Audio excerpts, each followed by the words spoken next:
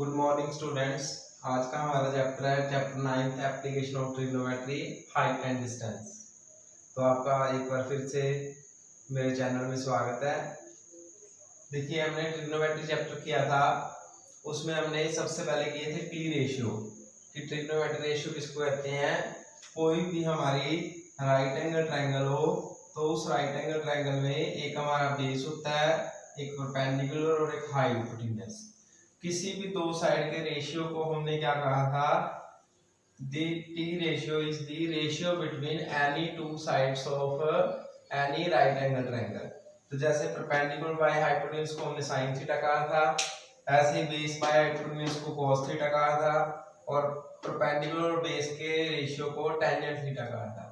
तो इसको याद रखने का आपको फॉर्मूला बताया था, TBB पंडित बद्री प्रसाद हर हर बोले।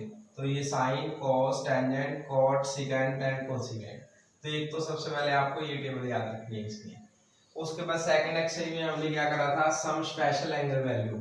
उस स्पेशल एंगल वैल्यू बनानी सिखाई थी आपको, 0 डिग्री, 30 डिग्री, 45, 60, 90। तो ये कुछ स्पेशल डिग्री एंगल है, इनकी वैल्यू आपको याद होनी चाहिए। जैसे sine 0 0, sine 30 1/2, sine 45 1/√2, sine 60 √3/2, sine 90 1।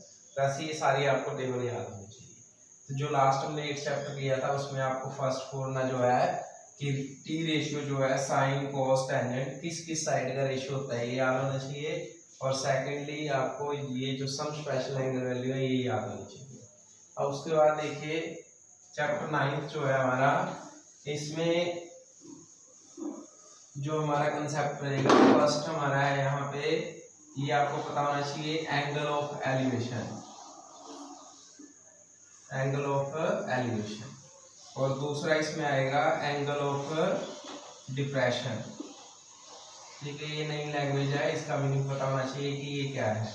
Angle of elevation का मीन्स है कि जैसे ये देखिए कोई बिल्डिंग है या कोई पोल है, ठीक है, और यहाँ पे कोई मैन खड़ा है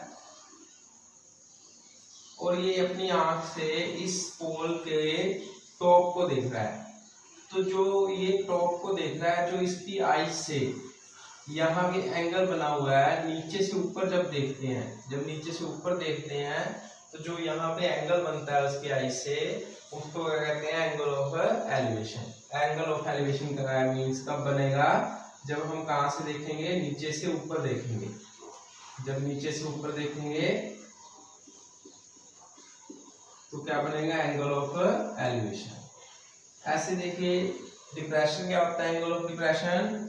मान लो ये कोई बिल्डिंग है, ठीक है, और यहाँ पे कोई पत्थर पड़ा हुआ है और यहाँ पे मैन ऊपर बैठा हुआ है। ऊपर बैठ के वो अपनी आईज से नीचे की तरफ जब एंगल देखता है तो उस एंगल को क्या कहते हैं, एंगल ऑफ डिप्रेशन। तो एक्चुअली में ये एंगल कहाँ बनेगा, देखो ये यहाँ पे ये पैरेलल लाइन थी, वो सीधा देख रहा था और ये एंगल बना है।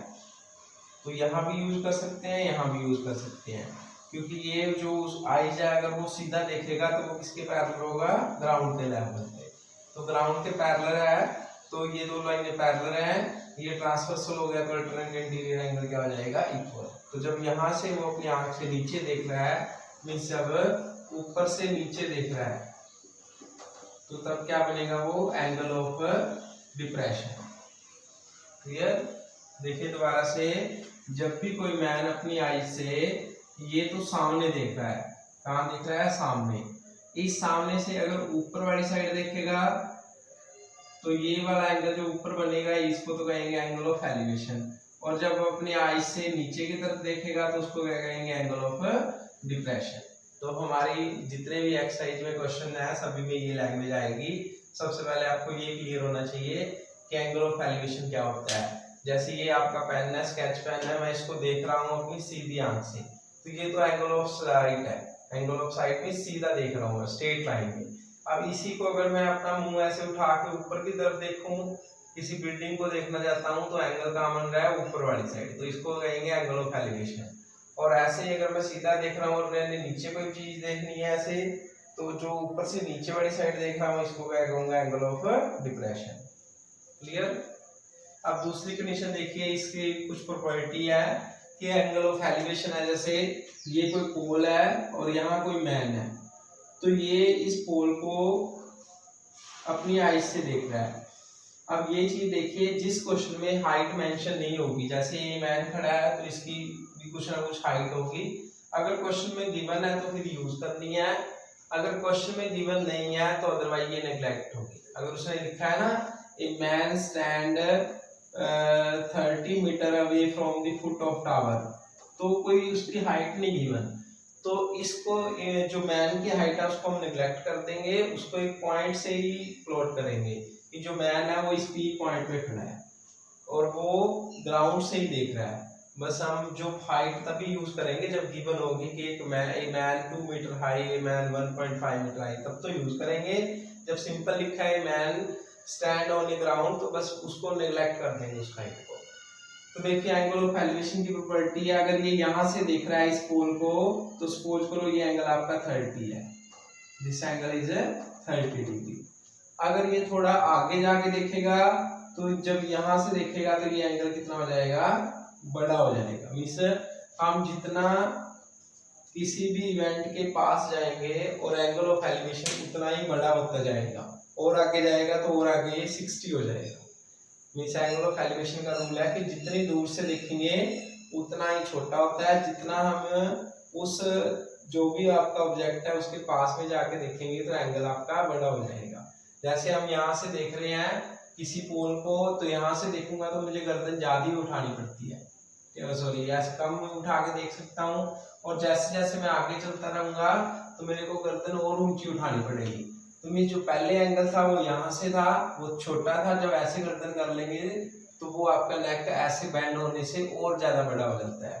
तो जितना एंगल पहले था, जितना हम पास में जाएंगे तो वो क्या हो जाएगा, ग्रेटर हो जाएगा। ऐसे एंगल ऑफ डिप्रेशन में क्या रूल है कि जो पास वाली चीज है उसके लिए एंगल तो क्या रहेगा, ग्रेटर रहेगा। मान लो यहाँ पे कोई ऑब्जेक्ट है, पी पॉइंट है, इसको हम पोल के टॉप से देख रहे हैं तो ये एंगल तो है 60, और अगर हम दूर तक देखें तो ये एंगल क्या हो जाएगा आपका 30। मीन जितना दूर देखेंगे तो छोटा हो जाएगा। क्लियर ये? तो ये था सबसे पहला हमारा angle of elevation and angle of diffraction. सबसे पहले तो ये क्लियर होना चाहिए। फिर अब देखिए आगे जो हमारे क्वेश्चन आएंगे उसमें श्योर है कि राइट एंगल ट्रायंगल ही बनेगी, और वो राइट एंगल ट्रायंगल किस टाइप की बनेगी, या तो किसी क्वेश्चन में एक ही राइट ट्रायंगल बनेगी या दो बनेगी, बस दो टाइप के क्वेश्चन है। अब सबसे पहले हमने ट्रायंगल देखनी है, कोई भी क्वेश्चन लेंगे तो वहां पे जैसे ये 3 एग्जांपल लिए मैंने, तो वहां पे देखना है कि फॉर्मूला कौन सा यूज करें। जैसे ये लिखा है कि पोल की हाइट फाइंड करनी है, ये पोल है इसकी हाइट हमने फाइंड कर दी है, और ये गिवन है कि जो पी पॉइंट है वो इससे 10 मीटर दूर है। तो देखो फॉर्मूला जो है और ये एंगल गिवन है हमारा, तो कौन सा फॉर्मूला लगाएं। यहाँ पे ये तो क्या है, जिसके दो एंगल है, ये तो आपका है बेस, और जो एंगल के सामने है ये क्या होता है, परपेंडिकुलर। तो इसलिए बेनिफिट किसका है, perpendicular by base is equal to tan theta.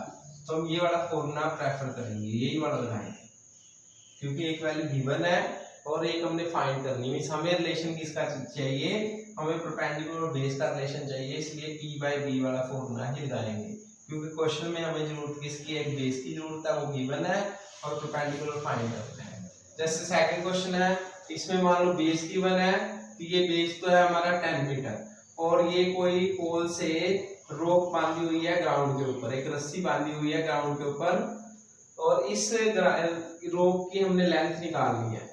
Length का मींस क्या निकालना है, हाइपोटेन्यूज। तो अब यहाँ पे देखिए बेस और हाइपोटेन्यूज का रिलेशन यूज करना है हमने, तो बेनिफिट कौन सा फॉर्मूला लगाएंगे हम, p by b is equal to cos theta. तो फिर हम ये फॉर्मूला लगाएंगे। ऐसे किसी क्वेश्चन में अगर आपको परपेंडिकुलर फाइंड करना है, मींस ये हाइट को फाइंड करनी है, और ये हाइपोटेन्यूज आपका ऑलरेडी गिवन है, मान लो 15, तो यहाँ हम फॉर्मूला कौन सा लगाएंगे, p by h is equal to sin theta. तो फॉर्मूला कौन सा लगाना है, जो एक वैल्यू आपको गिवन हो और जो एक वैल्यू आपने फाइंड करनी होती है, तो हम उन दोनों का ही फॉर्मूला यूज करेंगे।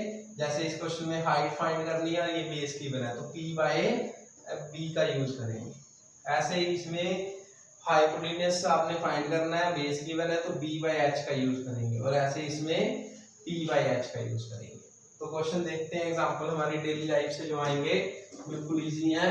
बस आपको सबसे पहला है कि ये जो फिगर है ये ड्रॉ करना है। फिगर ड्रॉ करते ही क्वेश्चन ऑटोमेटिक हो जाएगा। तो जैसे फर्स्ट क्वेश्चन है, फाइंड द हाइट ऑफ पोल।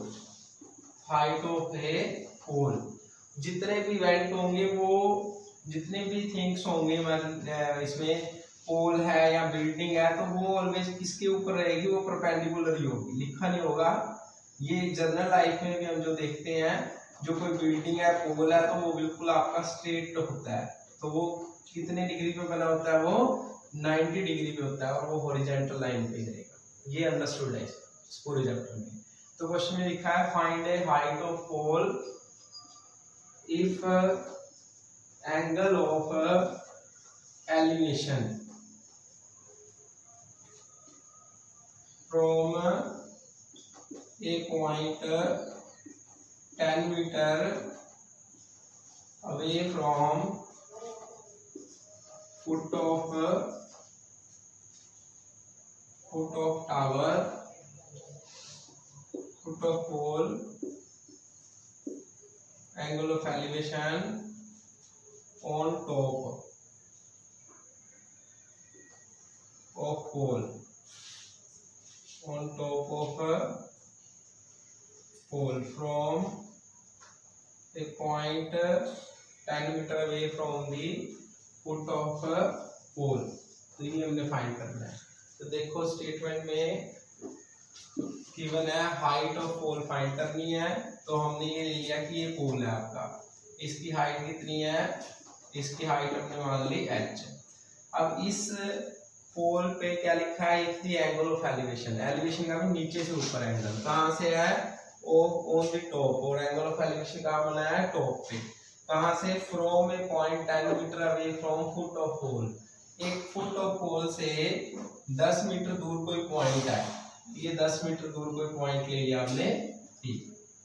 इस P पॉइंट से एंगल ऑफ एलिवेशन हम इस ऊपर देखेंगे और कहाँ देखना है, on the top of tower. तो ऑन द टॉप ऑफ पोल, तो पोल के टॉप पे जब हम देखेंगे तो ये एंगल जो है, this angle is given, the angle of elevation of the top of tower from the point of which is 10 metre away from the foot of tower is 45 degree. ये गिवन है कि ये एंगल जो है वो कितना है, 45। तो देखो फॉर्मूला कौन सा लगाएंगे, हमारे क्वेश्चन में ये अंडरस्टूड है कि पोल है तो वो 90 डिग्री पे है। तो इस पे दो एंगल है, तो ये वैल्यू कौन सी है, ये आपका बेस है, ठीक है। और फाइंड क्या करना है हमने, फाइंड जो करनी है वो परपेंडिकुलर है। तो कौन सा हम फॉर्मूला लगा देंगे, इस ट्रायंगल का नेम ले लेते हैं ABD। In triangle ABD perpendicular by base is equal to tangent theta. तो परपेंडिकुलर को हमने क्या माना हुआ है, h हाइट, और बेस क्या गिवन है इस क्वेश्चन में 10, तो इज इक्वल टू टेंजेंट 45। अब टेंजेंट 45 आपको पता है कितना है, 1, तो h आपका क्या आ जाएगा, 10 आ जाएगा। तो दोबारा देखिए क्वेश्चन में यही लिखा था, find the height of pole. एक पोल हमने बना लिया, ये आपको बताया कि जितने भी थिंग्स हैं, जितने भी ऑब्जेक्ट हैं, वो सारे के सारे इसमें अंडरस्टूड है कि वो परपेंडिकुलर ही होंगे ग्राउंड के ऊपर। If angle of elevation on top of pole from a point 10 metre away, कि इसके फुट से 10 मीटर दूर कोई पी पॉइंट है, वहां से एंगल ऑफ एलिवेशन मींस नीचे से ऊपर देख रहे हैं उसके टॉप पे, तो एंगल कितना बन रहा है, 45। देखिए इस पे बेस हमारा फाइंड करना था, गिवन है, और परपेंडिकुलर हमें चाहिए था। तो हमने क्या करा, यहाँ पे P/B का रेशियो यूज करा। P/B किसके इक्वल होता है, tangent of theta. Theta already given था, तो सॉल्व करके आपकी हाइट क्या आ गई, हाइट इज आल्सो 10 मीटर।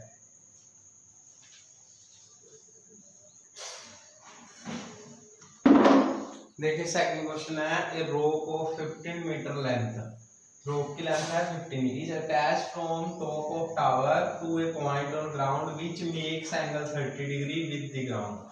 तो यहाँ पे एंगल ऑफ एलिवेशन या डिप्रेशन गिवन नहीं है, सिंपल लिख दिया कि which makes angle 30 degree with ground, find height of tower. तो क्वेश्चन में लिखा है रोप इज 15 मीटर लेंथ, कि एक रस्सी है वो टावर के टॉप से लेके ग्राउंड पे कोई पी पॉइंट है हमारा, उस पॉइंट का हमने नाम रख लिया पी, वहां से अटैच है, ठीक है, और ये टाइटली अटैच है, ये अंडरस्टूड है।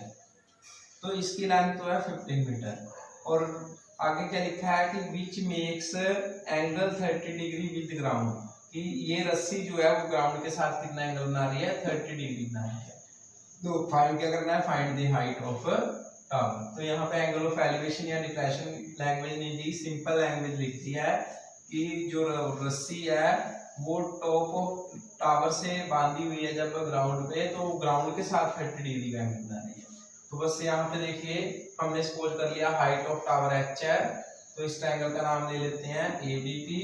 तो देखो इन ट्रायंगल ABP, तो किसका यूज करें, ये तो हमारा हाइपोटेन्यूज है, ये जो वैल्यू है वो कौन सी है, हाइपोटेन्यूज, और ये वैल्यू कौन सी गिवन है, ये तो हमें गिवन है हाइपोटेन्यूज। तो फाइंड क्या करना है हमने, परपेंडिकुलर, तो फॉर्मूला कौन सा लगाए, P/H वाला। तो in triangle this P/H, perpendicular by H किसकी बोलता है, साइन ऑफ एंगल। तो परपेंडिकुलर तो हमने H माना हुआ है और हाइपोटेन्यूज हमारा कितना है, 15 है। तो दिस इज साइन और एंगल कितना है हमारा, 30 डिग्री।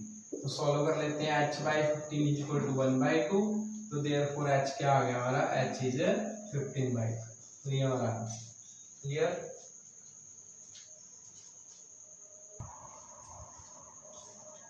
क्वेश्चन 3 देखिए, इसमें लिखा है मैन ऑफ हाइट 1.5 मीटर। तो यहाँ पे जो मैन की हाइट गिवन है, आपको बताया था कि जब गिवन नहीं होती तो नेग्लेक्ट कर देते हैं। अब इसमें गिवन है कि उसकी हाइट 1.5 है। Observe the top of tower which is 12.5 metre high, और जो पोल है उसकी हाइट 12.5 है। The angle of elevation on top of tower from his eyes is 30। Find the distance between man and the foot of tower. तो देखिए ये आपका tower है कोई, इसकी हाइट है हमारी 12.5 मीटर, दिस इज टावर, और इस टावर पे कोई मैन है, उसकी हाइट जो है वो है 1.5 मीटर, और वो अपनी आई से इस टावर के टॉप को देख रहा है, ऑब्जर्व कर रहा है। ऑब्जर्व करने का मीन्स उसको देख रहा है, तो देख रहा है, तो जब एंगल कितना बन रहा है, 60 डिग्री, 30 डिग्री। तो एंगल क्या है हमारा, एंगल ऑफ एलिवेशन है, एलिवेशन का मीन नीचे से ऊपर। तो ये एंगल कहाँ बनेगा, उसकी आईज से। तो हम आईज के लेवल पे देखेंगे, पहले हम ग्राउंड से लेते थे, अब इसके हाइट गिवन है, तो ये जो एंगल है दिस इज 30। अब क्वेश्चन में ये नहीं सोचना कि मैन की हाइट तो 1.5 है बट आईज जो होती है वो थोड़ी नीचे है, ऐसा मैथमेटिक्स में इतना बारीकी से नहीं चलते। ये अंडरस्टूड है कि जितनी उसकी हाइट है उसकी आईज की हाइट भी वहीं पे है। जैसे मेरी हाइट है जो, तो आईज जो है मेरी हाइट से 2-3 इंच नीचे है, बट जब हम ऐसे देखते हैं ऊपर, तो ये जो आईज है वो हमारी हाइट के अप्रोक्सीमेटली पहुंच जाएंगी। वो एंगल पे डिपेंड करती हैं, जैसे यहाँ से मेरी हाइट से मेरी आईज जो है वो देखिए 2-3 इंच छोटी है, नीचे है, बट जब मैं ऊपर देखूंगा, अगर थोड़ा सा ऊपर देखूंगा तो थोड़ी ऊपर आईज हो जाएंगी, और ऊपर देखूंगा तो मेरी हाइट के इक्वली चली जाएंगी। तो इसलिए जो आईज की हाइट है उसको हम ऑब्जर्व नहीं करते। आईज देखिए जैसे हम मूव करेंगे नेक को, तो आईज हमारे ऊपर नीचे होती रहती है, तो इसलिए जो आईज की हाइट है वो हमारी हाइट के इक्वली रहेगी। तो अब पहले वाले क्वेश्चन जो हमने पीछे करे हैं वहां पे ये मेंशन नहीं था कि वो मैन की हाइट कितनी है, तो हमने हाइट को नेग्लेक्ट कर दिया था, बट इसमें गिवन है कि इसकी हाइट 1.5 है, और ये अपनी आईज से जब एंगल ऑफ उसके टॉप को देख रहा है, तो एंगल ऑफ एलिवेशन 30 है, तो ये 30 कहाँ बनेगा, ये हमारा आपको बताया था कि एंगल ऑलवेज हमारे आईज के पैरेलल बनता है। ये आईज के ऊपर हम सीधा देख रहे हैं, ऊपर देखेंगे तो ऊपर बनेगा, नीचे बनेंगे तो नीचे देखेंगे तो नीचे बनेगा। तो ग्राउंड पे नहीं मिल रहा, अब यहाँ उसकी आईज के सामने भी इस ग्राउंड के पैरेलल एक लाइन लगा के यहाँ एंगल बनेगा। अब इसकी हाइट जो है वो हमने 12.2 नहीं लेनी है, 12.5 तो टोटल हाइट है टावर की, बट हमने कौन सी हाइट लेनी है, हमने तो ये वाली हाइट लेनी है ABC। तो हमने AB साइड लेनी है, तो ये कितनी होगी, अगर ये 1.5 है तो ये भी कितनी होगी, 1.5, ठीक है। तो ये कितनी बचेगी आपकी 11। तो यहाँ पे देखिए एज AB, इसको ले लेते हैं C और इसको ले लेते हैं हम P। तो देखिए AC तो हमारी 12.5 है, तो देयरफॉर AB इसके इक्वल आएगा AC माइनस BC, तो ये हमारा आ जाएगा 12.5, 1.5 से 11, तो A भी आपका 11 आएगा, क्योंकि ये 1.5 है, ये जो मैन की हाइट है ये 1.5 है, तो ये इसके पैरेलल ही है, दोनों लाइनें पैरेलल है, तो वो भी कितनी होगी 1.5 ही होगी, तो ये कितनी बचेगी आपकी 11 बचेगी। तो ट्रायंगल लेते हैं इन ट्रायंगल ABP, तो ABP ट्रायंगल दोबारा से बना लो, ये हमारा 11 है, दिस इज 30 डिग्री, और फाइंड क्या करना है हमने, फाइंड करना था find distance between man and foot of tower की, फुट ऑफ टावर का जो डिस्टेंस है फ्रॉम दी मैन, तो ये वाला x फाइंड करना है, तो ये x है, तो ये वाला भी क्या होगा x, क्योंकि दोनों लाइनें पैरेलल है, ये हमारे ट्रांसवर्सल है, ये भी 90 ये भी 90, तो ये भी पैरेलल है, तो ये x है, तो ये भी क्या होगा x। अब देखो कौन सा फॉर्मूला लगाएं, हमारे पास क्या गिवन है, ये तो हमारा है बेस, दो एंगल है, और ये क्या है परपेंडिकुलर, तो देयरफॉर P by H किसके इक्वल हो जाएगा, sorry P by B is equal to tangent theta, तो परपेंडिकुलर हमारा 11 है, बेस हमने फाइंड करना है, दिस इज टेंजेंट 30, तो इसको सॉल्व कर लेंगे, यहाँ से आपका x आ जाएगा, क्लियर।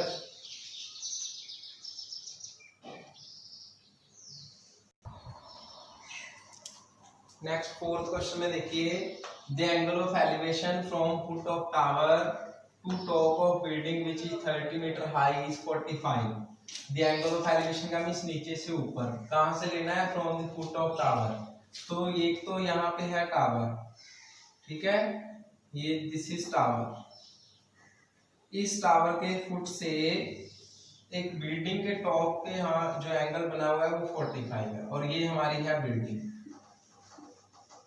बिल्डिंग की हाइट क्या गिवन है 30 मीटर, क्वेश्चन में लिखा है if the angle of elevation, elevation में नीचे से ऊपर, from foot of tower to the top of building, इस फुट ऑफ टावर से टॉप ऑफ बिल्डिंग पे हम अगर ऑब्जर्व करें, तो ये एंगल ऑफ एलिवेशन कितना बना हुआ है हमारा, दिस इज 45, तो ये हमारा एंगल 45 है, क्लियर है। फर्स्ट दोबारा देखिए the angle of elevation, elevation का भी नीचे से ऊपर वाली साइड अगर देखें, कहां देखना है हमने, from the foot of tower, tower के फुट से to the top of building, और बिल्डिंग के टॉप पे देखा जो हमारी कितनी है 30 मीटर ऊंची है, हाइट गिवन है इसकी, this is 45, and angle of elevation from the foot of building, अब आगे गिवन है कि अगर बिल्डिंग के फुट से कहां देखें, एंगल ऑफ एलिवेशन में नीचे से ऊपर to the top of tower, अब कहां पे देखना है, टॉप ऑफ टावर, तो ये वाला जो एंगल है दिस इज 30 डिग्री, तो ये देखिए इस क्वेश्चन में हमारे पास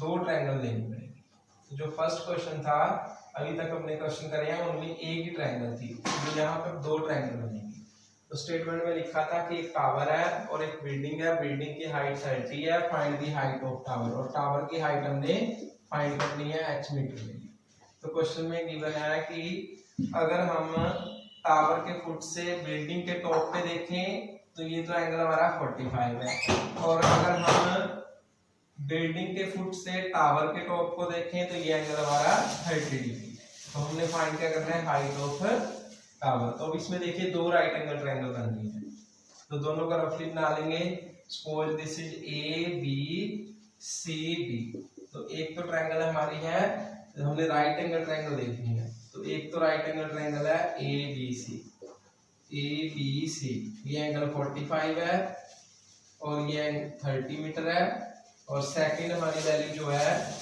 ये इस साइड की जो ट्रायंगल है CD एंड B,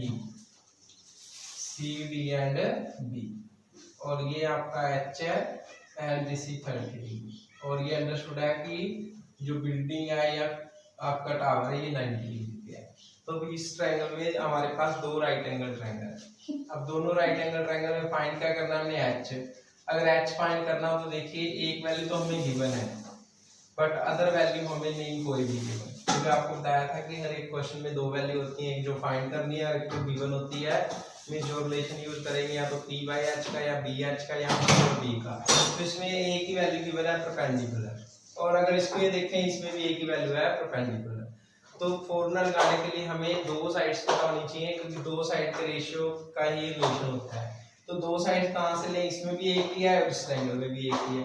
तो हम एक ऐसी साइड यूज करेंगे जो दोनों के लिए बेनिफिशियल हो, जो दोनों ट्रायंगल में यूज हो जाए।